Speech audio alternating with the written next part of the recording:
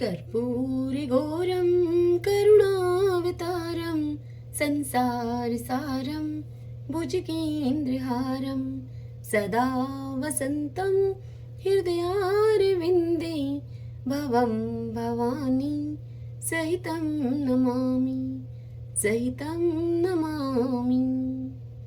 श्री शिवाय नमस्तुभ्यं। आज आप सुन रहे हैं श्री शिव महापुराण कथा रुद्र संहिता के तृतीय खंड पार्वती से। आज की कथा में हम सुनेंगे शिव के विवाह का उपसंहार, उनके द्वारा दक्षिणा वितरण, वर वधू का कोहबर और वास भवन में जाना तथा स्त्रियों का उनसे लोकाचार का पालन कराना, रति की प्रार्थना से शिव के द्वारा काम को जीवन दान एवं वरदान प्रदान करना, वर वधू का एक दूसरे को मिष्ठान भोजन कराना और शिव का जनवासे में लौटना, रात को परम सुंदर सजे हुए वास गृह में शयन करके प्रातःकाल भगवान शिव का जनवासे में पुनः आगमन। आज की पावन दिन हम इस पावन कथा का रसपान कर रहे हैं। तो आइए सर्वप्रथम भगवान शंकर और माता पार्वती का ध्यान करते हुए सभी बोलिए श्री शिवाय नमस्तुभ्यं। इस कथा को सुनाते हुए ब्रह्मा जी नारद जी से कहते हैं कि हे नारद, तदंतर मेरी आज्ञा को पाकर महेश्वर ने ब्राह्मणों के द्वारा अग्नि की स्थापना करवाई और पार्वती को अपने आगे बिठाकर वहां ऋग्वेद, यजुर्वेद तथा सामवेद के मंत्रों के द्वारा अग्नि में आहुतियां दी। हे तात, उस समय काली के भाई मैनाक ने लावा की अंजलि दी और काली तथा शिव दोनों ने आहुति देकर लोकाचार का आश्रय लेकर प्रसन्नता पूर्वक अग्निदेव की परिक्रमा की। हे नारद, तदंतर शिव की आज्ञा से मुनियों के सहित मैंने शिवा और शिव विवाह का शेष कार्य प्रसन्नता पूर्वक पूरा किया। फिर उन दोनों दंपति के मस्तक का अभिषेक हुआ। ब्राह्मणों ने उन्हें आदर पूर्वक ध्रुव का दर्शन करवाया। तत्पश्चात हृदयालंबन का कार्य हुआ। फिर बड़े उत्साह के साथ स्वस्ति वाचन किया गया। इसके पश्चात ब्राह्मणों की आज्ञा से शिव ने शिवा के सिर में सिंदूर दान किया। उस समय गिरिराज नंदिनी उमा की शोभा अद्भुत और अवर्णनीय हो गई। फिर ब्राह्मणों के आदेश से वे शिव दंपति एक आसन पर विराजमान होकर भक्तों के चित्त को आनंद देने वाली उत्तम शोभा पाने लगे। हे मुनि नारद, तदंतर अद्भुत लीला करने वाले उन नव दंपति ने मेरी आज्ञा पाकर अपने स्थान पर आकर संसार प्राशन किया। फिर इस प्रकार विधि पूर्वक उस वैवाहिक यज्ञ के पूर्ण हो जाने पर भगवान शिव ने मुझ लोक सृष्टा ब्रह्मा को पूर्ण पात्र दान किया। फिर शंभु ने आचार्य को गौदान किया। मंगलदायक जो बड़े बड़े दान बताए गए हैं वे भी सहर्ष संपन्न किए। तत्पश्चात उन्होंने बहुत से ब्राह्मणों को पृथक पृथक 100 स्वर्ण मुद्राएं दी, करोड़ों रत्न दान किए और अनेक प्रकार के द्रव्य बांटे। उस समय सब देवता तथा दूसरे दूसरे चराचर जीव मन में बड़े प्रसन्न हुए और जोर जोर से जय जयकार की ध्वनि होने लगी। सब और मांगलिक शब्द और गीत होने लगे। वादों की मनोहर ध्वनि सबके आनंद को बढ़ाने वाली वह होने लगी। इसके बाद श्री विष्णु, मैं, देवता, ऋषि तथा अन्य सभी लोग गिरिराज से आज्ञा लेकर बड़ी प्रसन्नता के साथ शीघ्र ही अपने अपने डेरे में चले गए। उस समय हिमालय नगर की स्त्रियां आनंद मगन होकर शिव और पार्वती को लेकर कोहबर में गई और वहां उन सब ने आदर पूर्वक वर वधू से लोकाचार का संपादन कराया। उस समय सब और परमानंददायक महान उत्सव चल रहा था। तदंतर वे स्त्रियां उन लोक कल्याणकारी दंपति को साथ में लेकर परम दिव्य वास भवन यानी कि कौतुकागार में गई और वहां भी प्रसन्नता पूर्वक लोकाचार का संपादन किया। इसके बाद गिरिराज के नगर की स्त्रियों ने समीप आकर मंगल कृत्य करके उन नव दंपति को केली गृह में पहुंचाया और जयध्वनि करती हुई उनके गठबंधन की गांठ खोलने आदि का कार्य संपन्न किया। उस समय उन नूतन दंपति को देखने के लिए 16 दिव्य नारियां बड़े आदर के साथ शीघ्रता पूर्वक वहां पर आई। उनके नाम इस प्रकार से हैं: सरस्वती, लक्ष्मी, सावित्री, गंगा, अदिति, सची, लोपामुद्रा, अरुंधति, अहल्या, तुलसी, स्वाहा, रोहिणी, पृथ्वी, सतरूपा, संज्ञा तथा रति, ये देवांगनाएं तथा मनोहारिणी देव कन्याएं, नाग कन्याएं और मुनि कन्याएं भी वहां पर आ पहुंची। वहां जितनी स्त्रियां उपस्थित थीं, उन सब की गणना करने में कौन समर्थ है। उनके दिए हुए रत्नमय सिंहासन पर भगवान शिव प्रसन्नता पूर्वक बैठे। उस समय उन्होंने शिव से नाना प्रकार की विनोदपूर्ण बातें कही।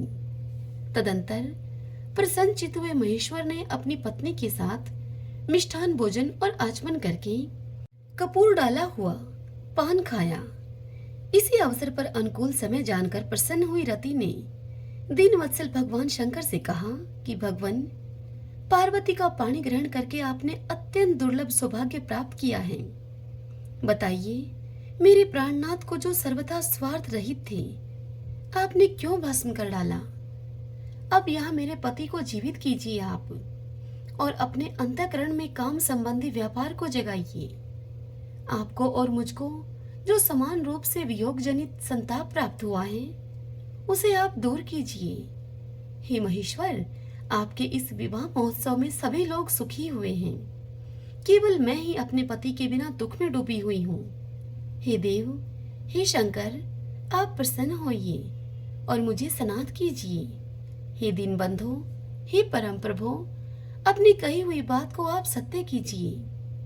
चराचर प्राणियों के सहित तीनों लोकों में आपके सिवा दूसरा कौन है जो मेरे दुखों का नाश करने में समर्थ हो। ऐसा जानकर आप मुझ पर दया कीजिए। दिनों पर दया करने वाले हे नाथ, सबको आनंद प्रदान करने वाले अपने इस विवाह महोत्सव में मुझे भी उत्सव संपन्न बनाइए। मेरे प्राणनाथ के जीवित होने पर ही अपनी प्रिया पार्वती के साथ आपका सुंदर विवाह परिपूर्ण होगा, इसमें संशय नहीं है। हे सर्वेश्वर, आप सब कुछ करने में समर्थ हैं, क्योंकि आप ही परमेश्वर हैं। यहाँ अधिक कहने से क्या लाभ है। हे सर्वेश्वर, आप शीघ्र ही मेरे पति को जीवित कीजिए। ऐसा कहकर रति ने गांठ में बंधा हुआ कामदेव के शरीर का भस्म शंभु को दे दिया और उनके सामने हा नाथ करती हुई वह रोने लगी। रति का रोदन सुनकर सरस्वती आदि सभी देवियां रोने लगी और अत्यंत दीन वाणी में बोली, हे प्रभु, आपका नाम भक्तवत्सल है। आप दीन बंधु और दया के सागर हैं। अतः काम को आप जीवन दान दीजिए और रति को उत्साहित कीजिए। आपको नमस्कार है। इस कथा को सुनाते हुए ब्रह्मा जी आगे कहते हैं कि हे नारद, उन सभी की इस बात को सुनकर महेश्वर प्रसन्न हो गए। उन करुणा सागर प्रभु ने तत्काल ही रति पर कृपा की। भगवान शूलपाणी की अमृतमय दृष्टि पड़ते ही पहले जैसे रूप, वेश और चिन्ह से युक्त अद्भुत मूर्तिधारी सुंदर कामदेव उस भस्म से प्रकट हो गया। अपने पति को वैसे ही रूप, आकृति, मंद मुस्कान और धनुष बाण से युक्त देखकर रति ने महेश्वर को प्रणाम किया। रति कृतार्थ हो गई।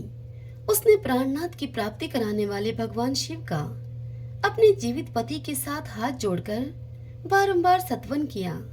अपनी पत्नी के सहित कामदेव की हुई स्तुति को सुनकर दयाद्र हृदय भगवान शंकर अत्यंत प्रसन्न हुए और उनसे इस प्रकार बोले।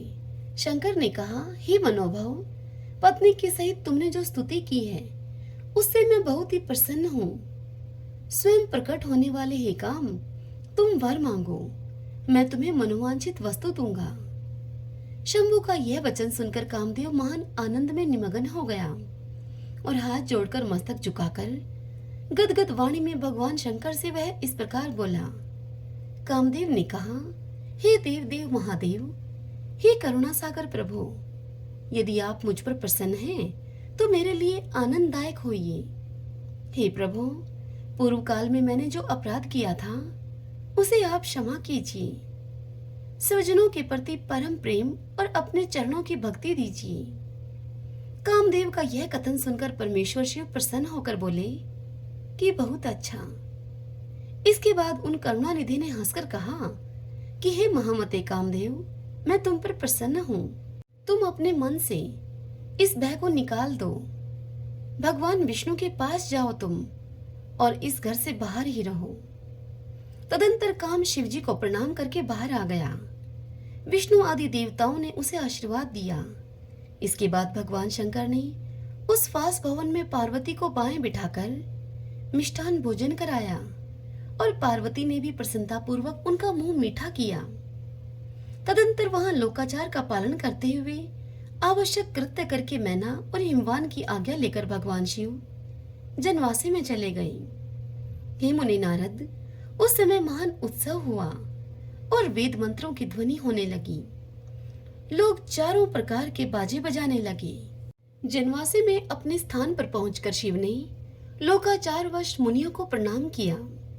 श्री हरि को और मुझे भी मस्तक झुकाया। फिर सब देवता आदि ने उनकी वंदना की। उस समय वहां जय जयकार, नमस्कार तथा समस्त विघ्नों का विनाश करने वाली शुभदायिनी वेद ध्वनि भी होने लगी। हे नारद, इसके बाद मैंने, भगवान विष्णु ने तथा इंद्र, ऋषि और सिद्ध आदि ने भी शंकर जी की स्तुति की। गिरिजा नायक महेश्वर की स्तुति करके वे विष्णु आदि देवता प्रसन्नता पूर्वक उनकी यथोचित सेवा में लग गए। तत्पश्चात लीला पूर्वक शरीर धारण करने वाले महेश्वर शंभु ने उन सबको सम्मान दिया। फिर उन परमेश्वर की आज्ञा पाकर वे विष्णु आदि देवता अत्यंत प्रसन्न होकर अपने अपने विश्राम स्थान को गए। हे तात नारद, तदंतर भाग्यवानों में श्रेष्ठ और चतुर गिरिराज हिमवान ने बारातियों को भोजन कराने के लिए अपने आंगन को सुंदर ढंग से सजाया और अपने पुत्रों एवं अन्य पर्वतों को भेजकर शिव के सहित सभी देवताओं को भोजन के लिए बुलाया। जब सभी लोग वहां पर आ गए तब उनको बड़े आदर के साथ उत्तमोत्तम भोज्य पदार्थों का भोजन कराया। भोजन करने के बाद हाथ मुंह धोकर कुल्ला करके विष्णु आदि सभी देवता विश्राम के लिए प्रसन्नता पूर्वक अपने अपने डेरे में चले गए। मैना की आज्ञा से साध्वी स्त्रियों ने भगवान शिव से भक्ति पूर्वक प्रार्थना करके उन्हें महान उत्सव से परिपूर्ण सुंदर वास भवन में ठहराया। मैना के दिए हुए मनोहर रत्न सिंहासन पर बैठकर आनंदित हुए शंभु ने उस वास मंदिर का निरीक्षण किया। वह भवन प्रज्वलित हुए सैकड़ों रत्नमय प्रदीपों के कारण अत्यंत ही प्रभा से उद्भासित हो रहा था। वहां रत्नमय पात्र और रत्नों के ही कलश रखे गए थे। मोती और मणियों से सारा भवन जगमगा रहा था।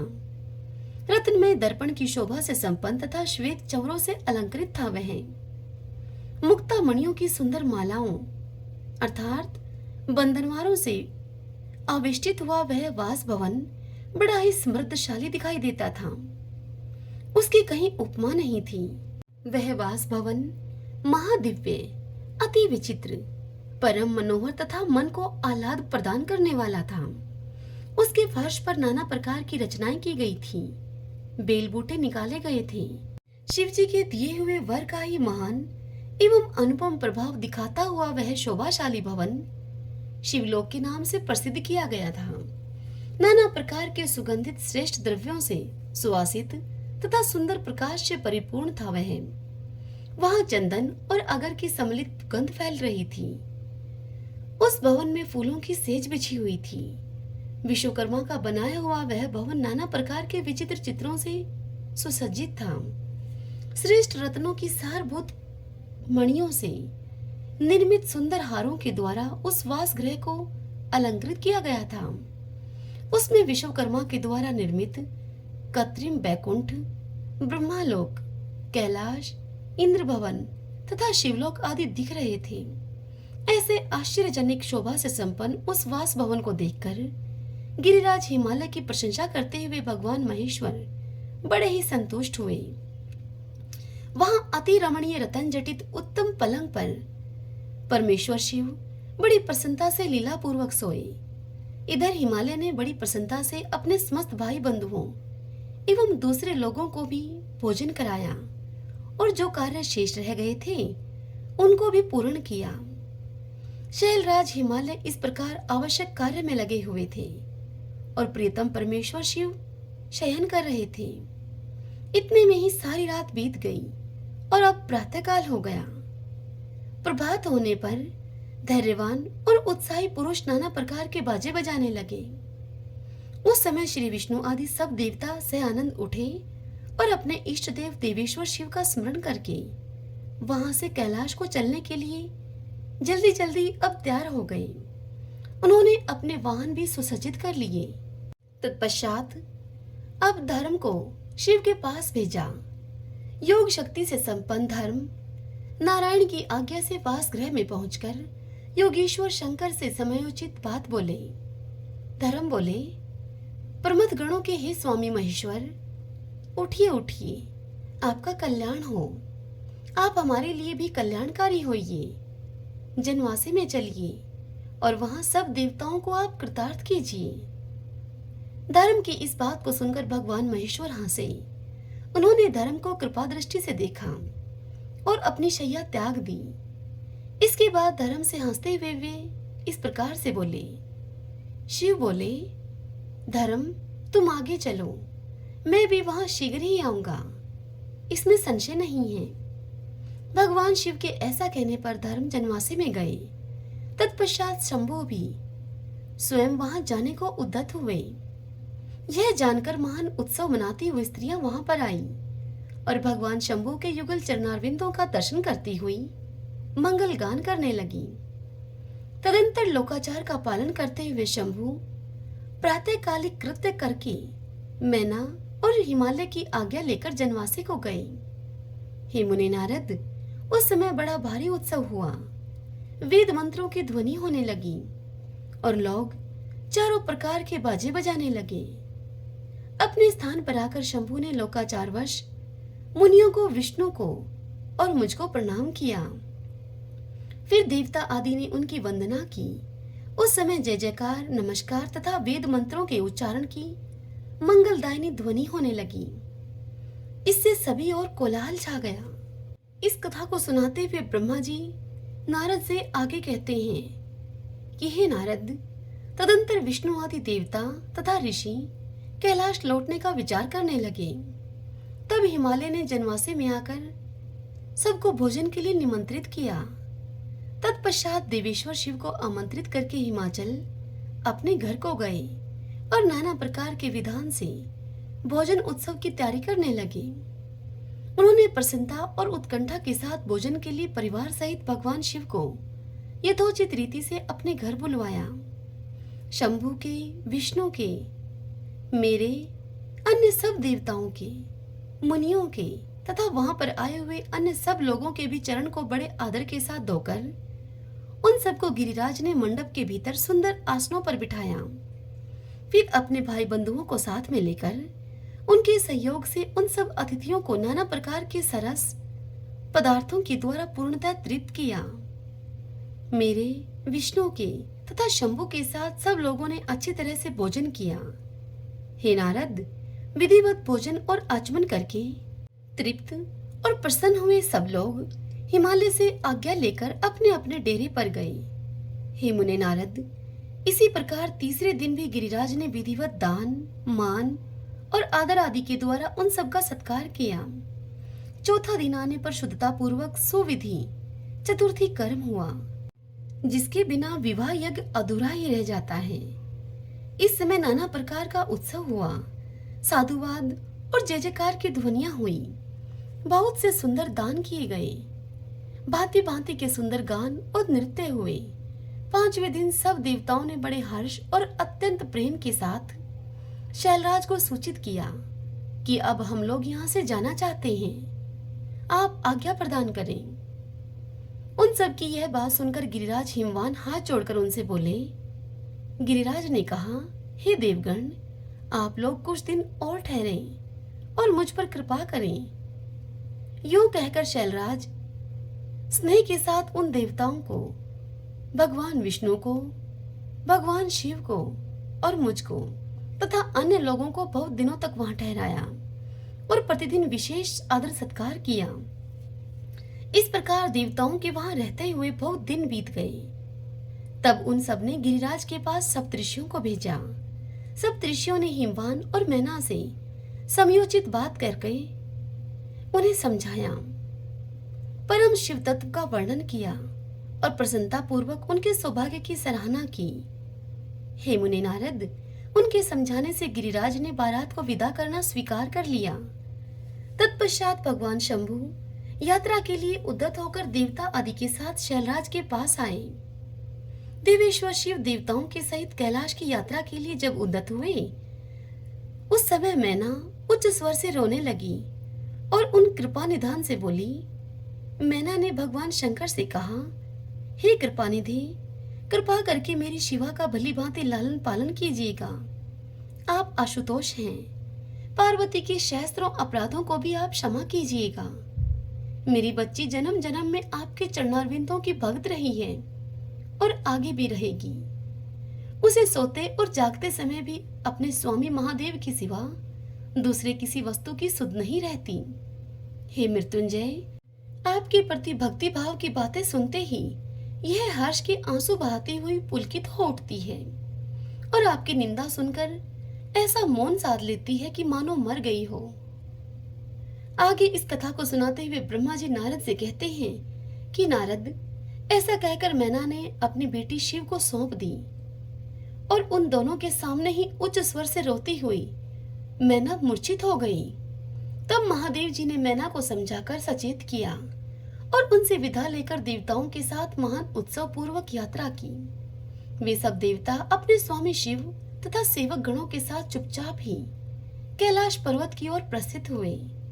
वे मन ही मन शिव का चिंतन कर रहे थे।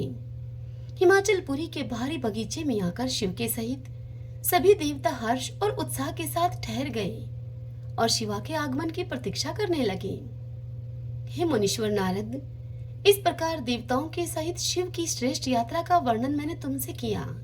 अब तुम शिवा की यात्रा का वर्णन सुनो, जो विरह व्यथा और आनंद दोनों से संयुक्त है।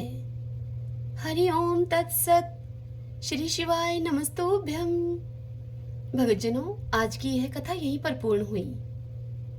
कल की कथा में हम सुनेंगे मैना की इच्छा के अनुसार एक ब्राह्मण पत्नी का पार्वती को पतिव्रत धर्म का उपदेश देना, शिव पार्वती तथा उनकी बारात की विदाई, भगवान शिव का समस्त देवताओं को विदा करके कैलाश पर रहना और पार्वती खंड के श्रवण की महिमा। कल हम इस कथा का रसपान करेंगे। आपको बता दूं, पार्वती खंड की यह अंतिम कथा होगी कल। इसके बाद हम रुद्र संहिता के चतुर्थ खंड कुमार खंड यानी कि कार्तिकेय जी की कथाओं का रसपान करेंगे।